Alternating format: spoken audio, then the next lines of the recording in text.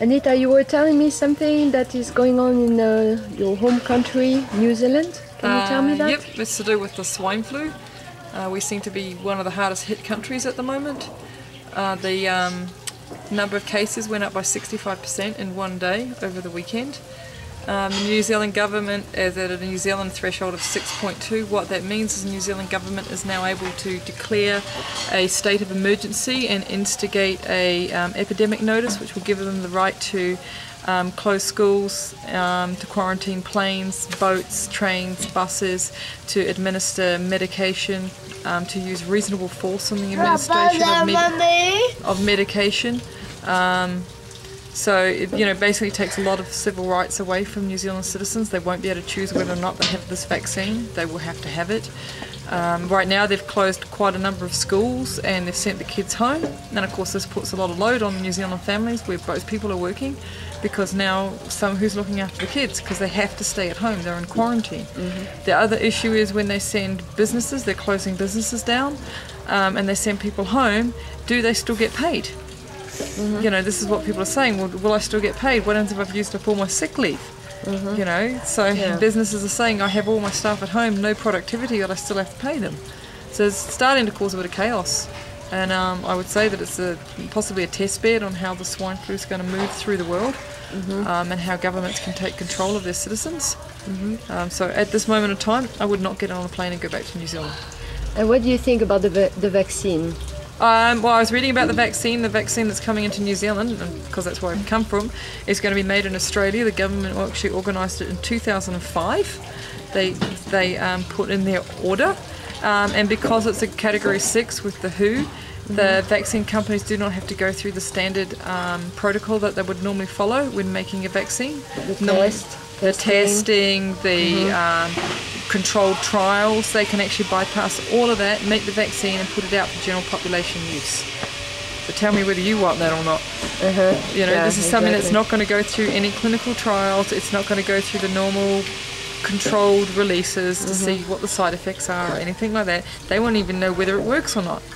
And do you think this type of scenario is going to happen too in different countries like America, Europe?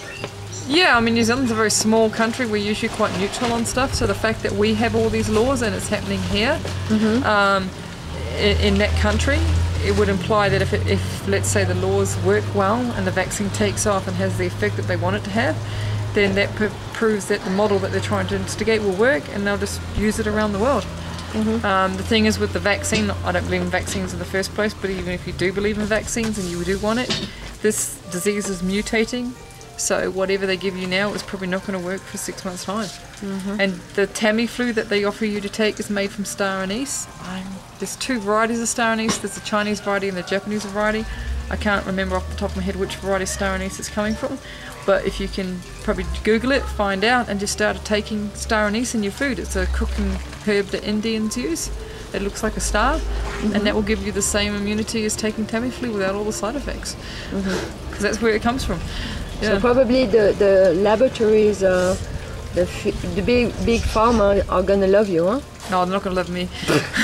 My concern is that if you get on a plane and you get breathed, you get this heat test. They test your temperature. I mean, I'm a software tester. I test tools, products, computer systems. I would put money that most of the machines aren't calibrated properly, which means that they're going to give you false readings.